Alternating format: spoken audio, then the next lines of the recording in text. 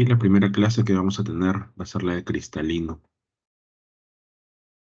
Cuando nosotros pensamos en cristalino, básicamente nos vamos a referir un poquito a lo que es la parte anatómica y la función propiamente del cristalino, que es muy importante, pero sobre todo a la patología que más frecuencia presenta esta estructura, que va a ser la catarata. Hace unos años todavía era el gol estándar de las cirugías de catarata, hacer una incisión de más o menos 8 o 10 milímetros y retirar el cristalino de forma completa. Actualmente ustedes, con suerte, van a tener la posibilidad de ver en las rotaciones las cirugías de catarata y van a ver que esto se ha modificado, siendo actualmente la facomulsificación el gol estándar para el manejo de la patología. Y nosotros nos vamos a acordar que básicamente el cristalino es una estructura biconvexa, transparente, que va a estar, no se va a encontrar flotando en la parte interna o en la cámara anterior del ojo, sino que va a estar adherida al cuerpo ciliar a través de una serie de ligamentos que se van a denominar zónula de zinc. Y va a reposar sobre lo que es la cara anterior de la membrana que cubre al gel vítreo, que va a ser la hialoides. El diámetro de cristalino, perdón, es aproximadamente 9 o 10 milímetros en una persona adulta. Esto es importante porque cuando nosotros operamos catarata, la dilatación de la pupila es importante para poder ver a todo el cristalino en su estructura. Y más o menos así como vemos acá en la imagen, esto va a venir a ser la hialoides que va a recubrir el gel vítreo y nuestro cristalino se va a encontrar por detrás del iris y delante de la hialoides anterior, adherida al cuerpo ciliar a través de estas fibrillas que se van a denominar zónula de zinc. Como hemos visto y como su nombre lo indica, el cristalino es de esas características y la nutrición va a ser por difusión del humor acuoso, ya que este no tiene vascularización y tampoco tiene inervación, por lo que la cirugía de catarata y el cristalino propiamente no duele. Lo que sí molesta y duele es la córnea, que tiene que ser anestesiada previamente para la cirugía, y utilizamos también anestesia tópica para el iris, que sí produce dolor. Pero ya cuando hemos anestesiado estas estructuras, el cristalino puede ser manejado sin problemas. Y la principal función del cristalino dentro de estas tres va a ser la acomodación. Es importante saber que este proceso que nos va a servir para la visión de cerca es la principal función del cristalino porque nos va a servir para determinar muchas cosas como vamos a ir viendo. En oftalmología, cuando hacemos la evaluación de las estructuras del sistema óptico, nos referimos muchas veces a los medios transparentes. Son aquellas estructuras que por su característica deben presentar esta cualidad para poder tener un buen y adecuado funcionamiento, que van a ser de adelante hacia atrás la córnea, el humor acuoso, el cristalino, el humor vítreo.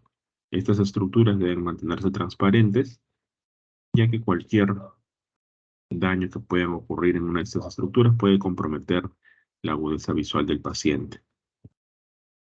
Nuestro cristalino va a estar compuesto también por una cápsula delgada. Importante esto porque vamos a retirarlo durante la cirugía para poder acceder al cristalino, a la corteza propiamente dicho.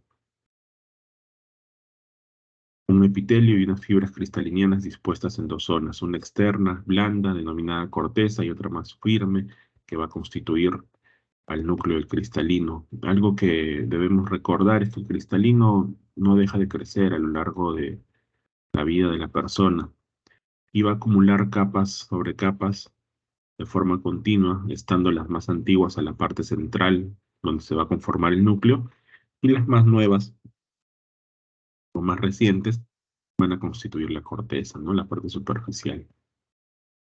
Más o menos de esta forma vamos a tener a nuestro cristalino, las fibras primarias o más antiguas van a conformar el núcleo y van a ir generándose capas sobre capas a manera de una cebolla, por ejemplo, para tener las capas más nuevas hacia la periferia. Algo que no debemos olvidar es que hacia esta zona, que es el ecuador del cristalino, existe una serie de células que tienen una actividad mitótica, y esto va a ser importante porque cuando nosotros retiremos el cristalino en la cirugía de catarata, pueden persistir estas células y van a producir lo que va a ser la complicación tardía más frecuente, que va a ser la pacificación de la cápsula posterior. Toda esta estructura que se denomina cápsula, en su parte anterior y posterior, este es importante. La vamos a retirar solamente la parte anterior durante la cirugía de catarata y vamos a preservar el resto, que se denomina saco capsular. ¿Por qué es importante? Porque ahí vamos a implantar el lente intraocular. Y lo que se pacifica vendría a ser la cápsula posterior, ¿no? Entonces, teníamos a la acomodación como principal función del cristalino y vamos a ver que esto se va a deber principalmente a la contracción del músculo ciliar. ¿Cómo así? El músculo ciliar, para que haya visión de cerca, o sea, haya acomodación, debe estar contraído. La zónula de zinc se va a relajar y el cristalino va a adoptar una posición redondeada. Esto nos va a permitir poder ver de cerca. Y lo contrario va a ocurrir para la visión lejana. El músculo ciliar va a estar relajado, las fibras van a estar apretadas y el cristalino va a tener una posición o una forma aplanada, perdón. Esto va a estar acompañado de un fenómeno de midriasis para la visión de lejos y miosis para la visión de cerca, ¿no?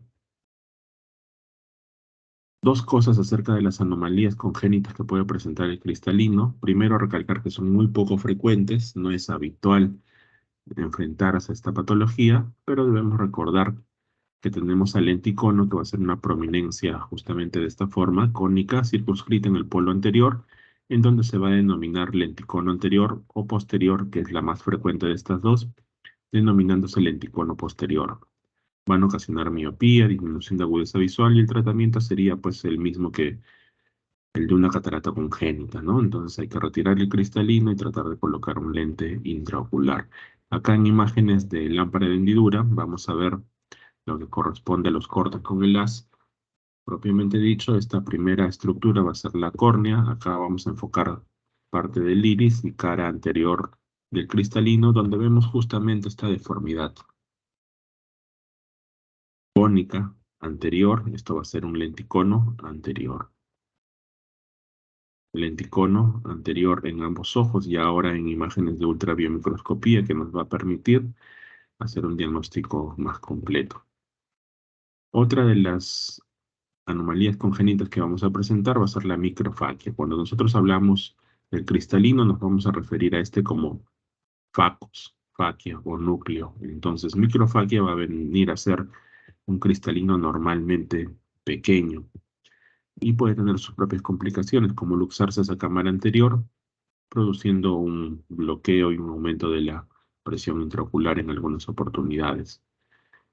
La luxación del cristalino también va a ser una patología, va a tratar de esto de básicamente la pérdida de la posición habitual del cristalino, puede ser congénita y se va a denominar ectopia lentis, o puede ser adquirida, que son las más frecuentes, ¿no? Por ejemplo, en pacientes de edad avanzada o de repente un traumatismo. Acá vamos a ver una subluxación de cristalino, no llega a estar totalmente luxado, no se ha ido a cámara posterior. Vemos que las fibras de la zónula de zinc todavía se encuentran aguantando este cristalino, que probablemente haya tenido un traumatismo, ¿no? Entonces, ahora pasamos a hablar de la patología más frecuente que presenta esta estructura, que va a venir a ser la catarata. El cristalino, como su nombre lo indica, es transparente y cualquier opacidad que presente este, que genere o no genere una disminución de la agudeza visual, va a ser una catarata.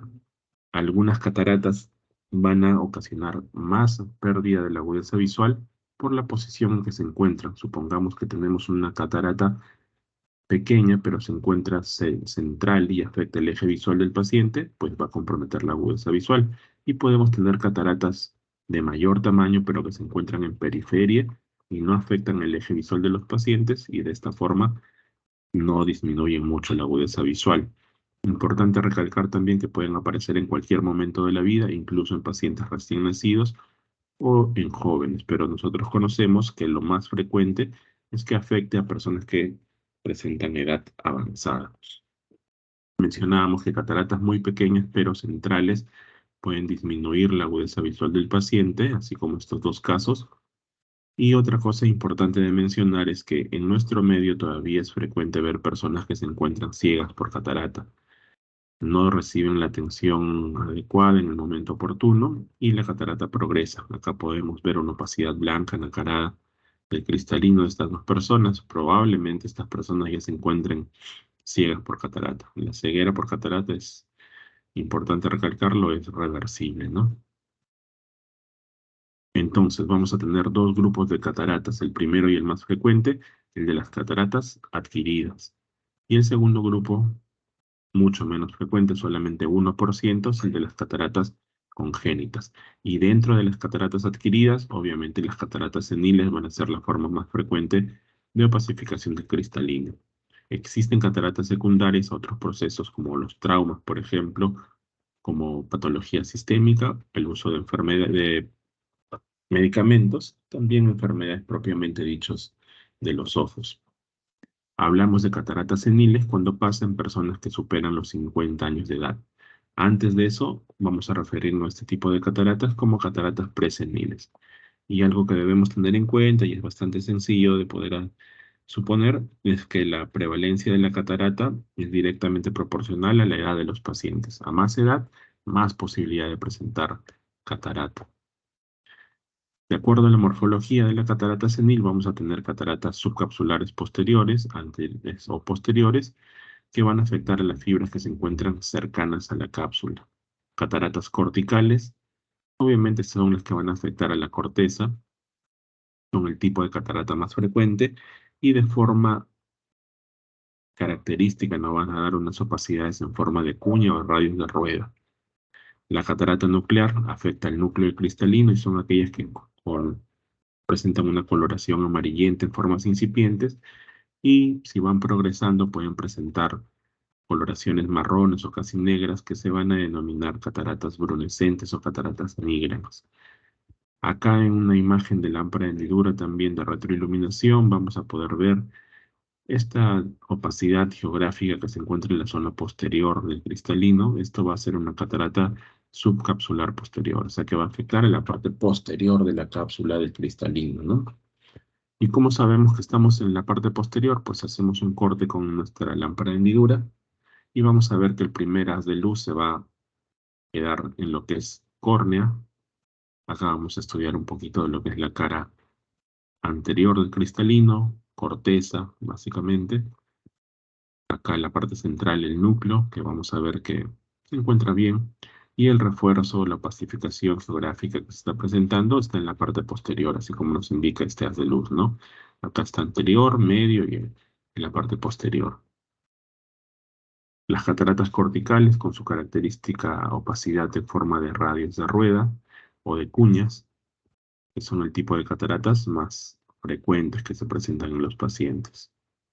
Otra catarata nuclear, acá vamos a ver cómo se afecta el núcleo cristalino. Esta es una catarata incipiente todavía. Y las cataratas maduras, que son blancas, nacaradas, como ya habíamos apreciado hace unas diapositivas. De acuerdo al estadio evolutivo, vamos a tener cataratas inmaduras o incipientes, en la que la opacificación es pequeña y puede existir o no un trastorno funcional, o sea, disminución de la agudeza visual. Catarata madura, ya sabemos que con el pasar del tiempo, las cataratas van a ir progresando. No existe ni gotas, ni algún tratamiento, ni medicinas, ni alimentos que puedan disminuir la catarata o impedir su avance, ¿no? Entonces estas cataratas se van a opacificar, pueden adquirir un color blanco nacarado y la disminución de la agudeza visual se va a presentar. A veces también va a impedir la exploración del fondo de ojo, entonces vamos a tener que utilizar algunos medios como la ultrasonografía, ¿no? Acá vamos a ver una opacificación ya más importante, donde vemos el cristalino que tiene una coloración media marrón, ¿verdad? Estas estructuras que se ven acá, donde se encuentra pegado el iris con la cara anterior del cristalino, se llaman sinequias. Probablemente este paciente haya tenido un proceso inflamatorio, un traumatismo y ha sucedido eso, ¿no? Las cataratas hipermaduras, vamos a ver que en este estadio se va a presentar una licuefacción de las fibras de la corteza, lo que va a generar dentro del saco capsular la presencia de un líquido lechoso blanquecino, y lo que va a estar flotando en su interior va a ser el núcleo del cristalino. A esto se va a denominar catarata morganiana o catarata de Morgani. Importante remarcar también que las contusiones o las heridas perforantes, sobre todo aquellas que llegan a impactar al cristalino, van a ocasionar una catarata. De forma característica nos van a dar una catarata particular que se llama catarata en forma de roseta, así más o menos como la estructura que vemos en imágenes, y es justo donde ha caído el golpe o el traumatismo que ha sufrido ese paciente, ¿no? No aparece de forma inmediata, pero sí al pasar de unos cuantos días puede aparecer. Cuando nosotros nos referimos a cataratas secundarias, enfermedades sistémicas, debemos recordar siempre la diabetes mellitus. Como consecuencia del aumento del contenido hídrico del cristalino, se presentan opacificaciones radiales o en forma de copos de nieve, que de forma muy rápida pueden progresar de estadios incipientes hasta estadios avanzados, ¿no? Cuando nos referimos a cataratas inducidas por fármacos, debemos recordar a los corticoides, que van a ocasionar de forma característica opacificaciones subcapsulares posteriores, que ya sabemos cómo son. Básicamente se produce por aquellos pacientes que son o que utilizan los fármacos, los corticoides de forma prolongada y por vía sistémica, ¿no? Los pacientes reumatológicos, alérgicos, por ejemplo, o que necesitan inmunosupresión, utilizan estos fármacos durante mucho tiempo y pueden ver disminuida su agudeza visual. Recordamos un poquito, catarata subcapsular posterior, que se presenta en pacientes con uso prolongado de corticoides. Y algunas enfermedades propiamente de los ojos van a ocasionar cataratas secundarias, como puede ser una uveitis, que es la inflamación de la uvea, una crisis de glaucoma agudo, una miopía muy alta, ¿no? Lo que vamos a encontrar en nuestros pacientes va a ser básicamente una disminución de la agudeza visual. Puede presentarse fotofobia y deslumbramientos cuando los pacientes ven los focos o los carros que vienen en sentido contrario y los alumbran. Esto puede ser muy fastidioso para los pacientes, sobre todo en las noches, ¿no? Lo que debemos recordar es que las cataratas siempre son bilaterales, o sea, afectan a ambos ojos, pero no necesariamente son simétricas, o sea, puede avanzar más rápido en un ojo y después aparecer en el ojo contralateral.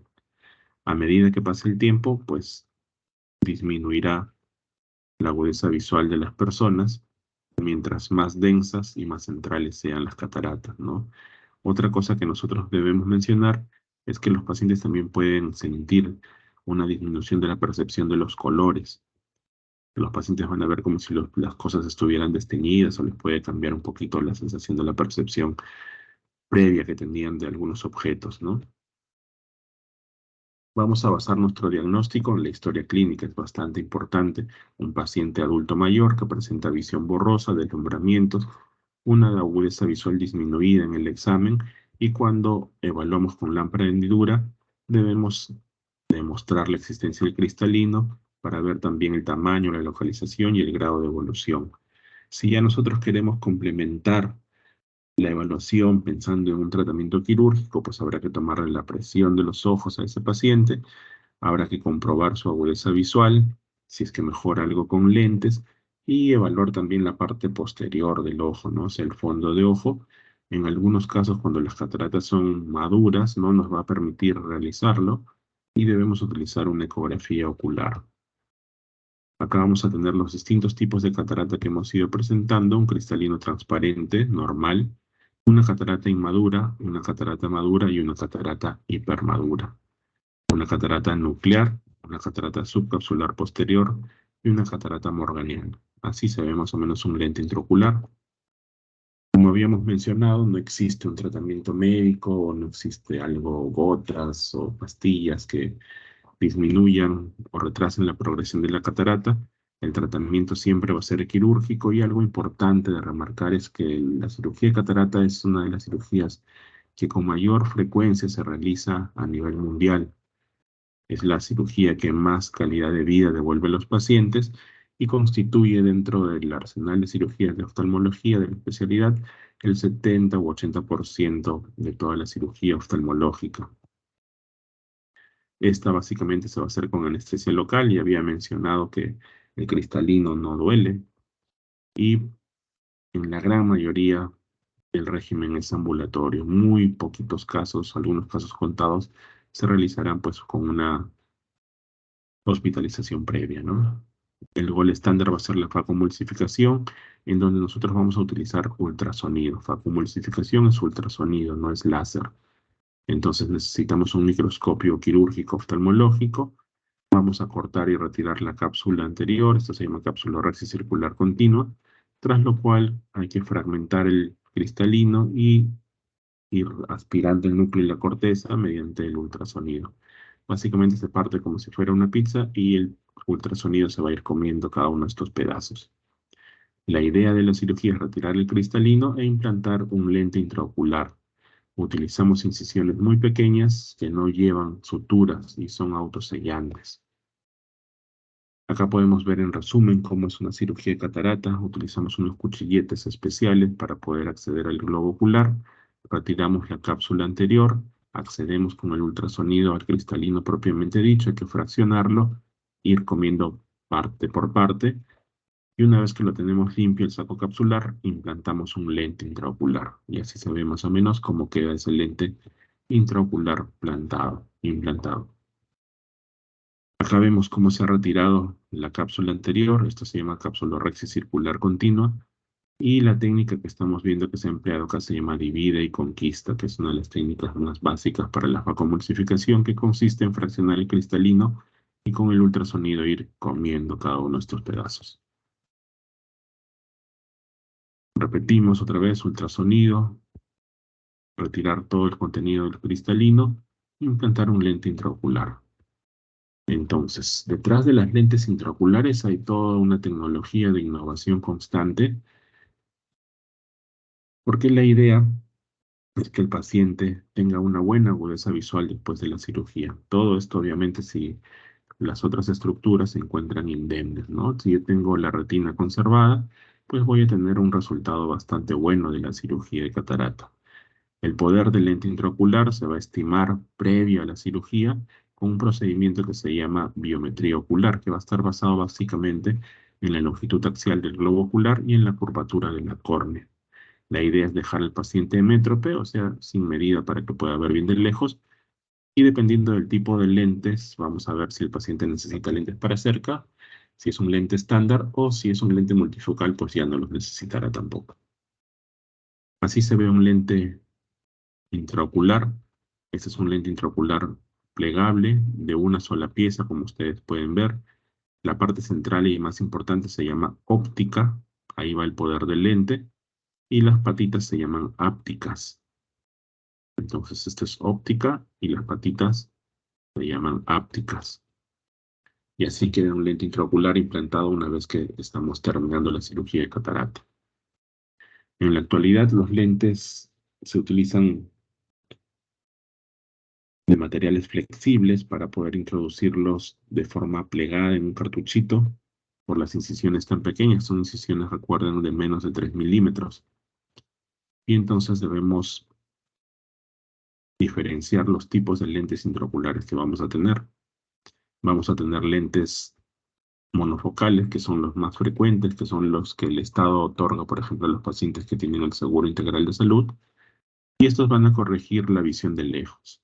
Y el paciente va a necesitar usar sus lentes para ver de cerca.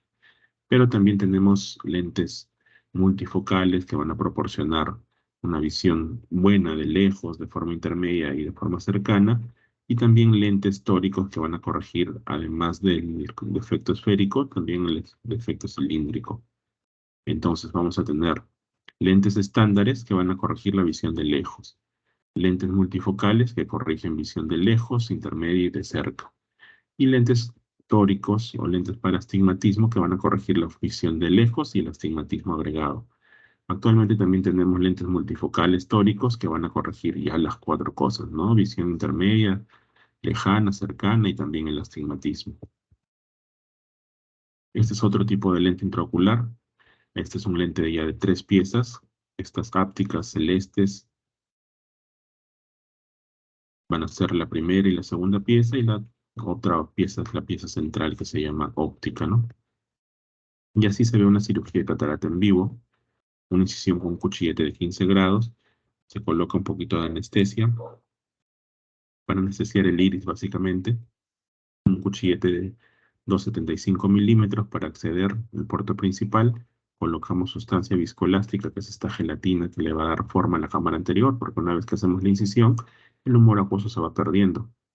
Para tener buen espacio de trabajo, armamos la cámara con esta gelatina o sustancia viscoelástica. Acá viene la capsulorresis circular continua, vemos cómo retira la cápsula anterior de forma redondeada, vemos cómo se dibuja donde está retirando la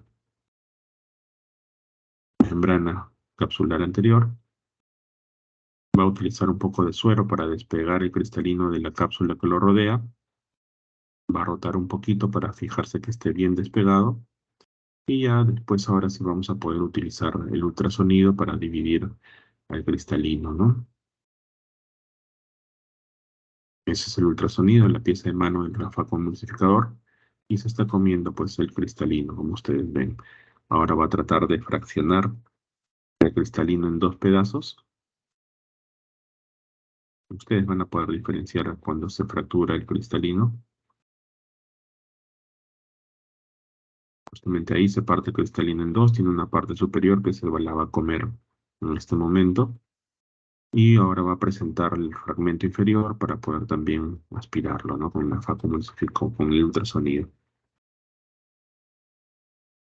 Va a cambiar ahora por un aspirador normal, ya no utiliza ultrasonido, y se va a comer los pedazos de corteza que iban quedando.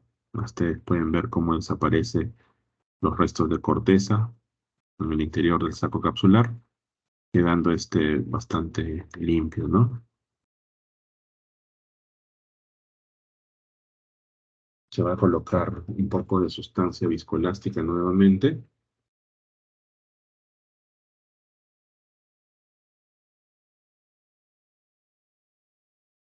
para armar la cámara anterior, y se va a proceder pues a colocar el lente intraocular. Ahí está el lente intraocular, y ahora hay que colocarlo dentro del saco capsular.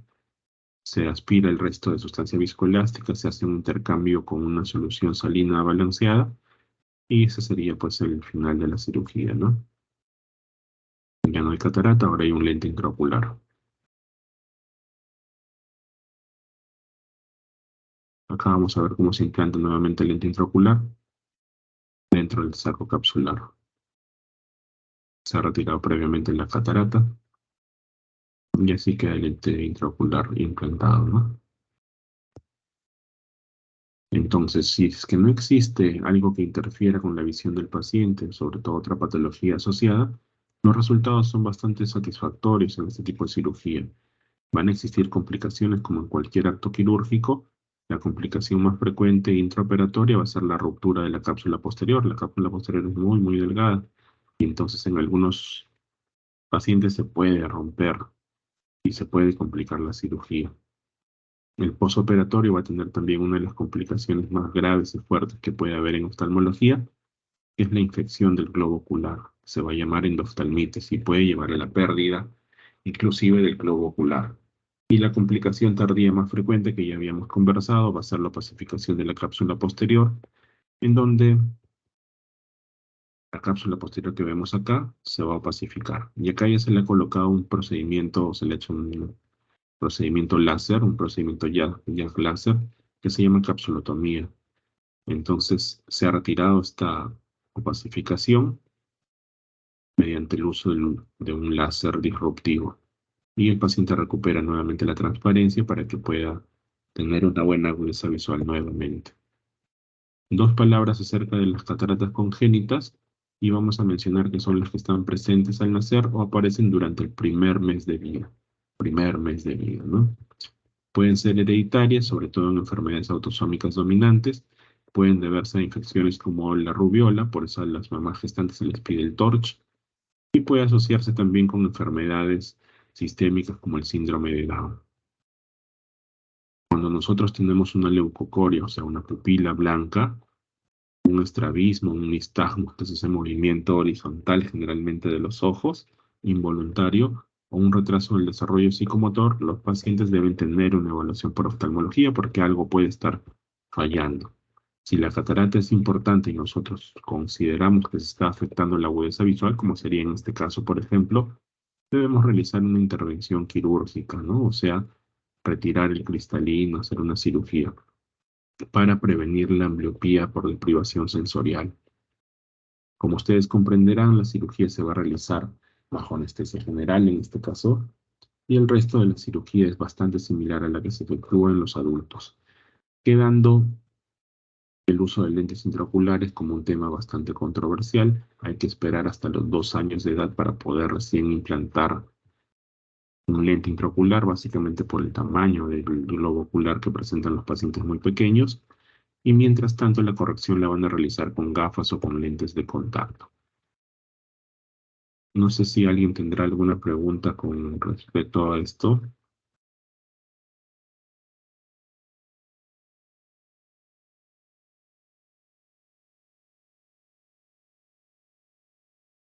¿Alguien alguna pregunta?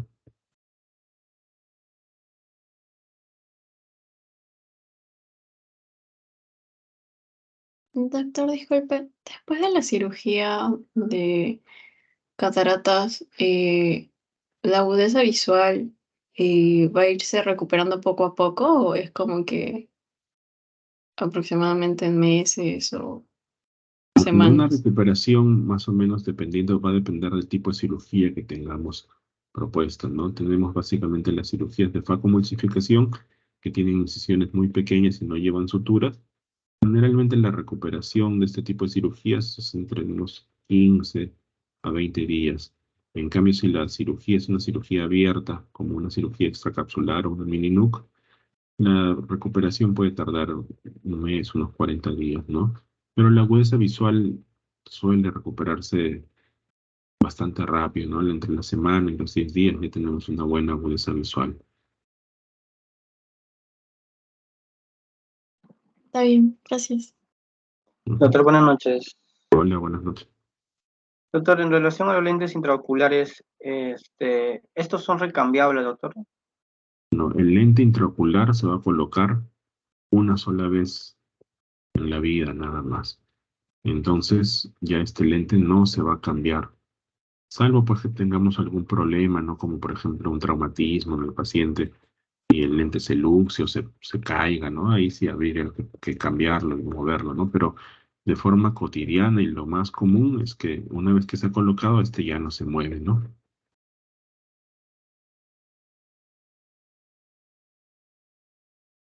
Sí, gracias. ¿Alguien, alguna otra pregunta?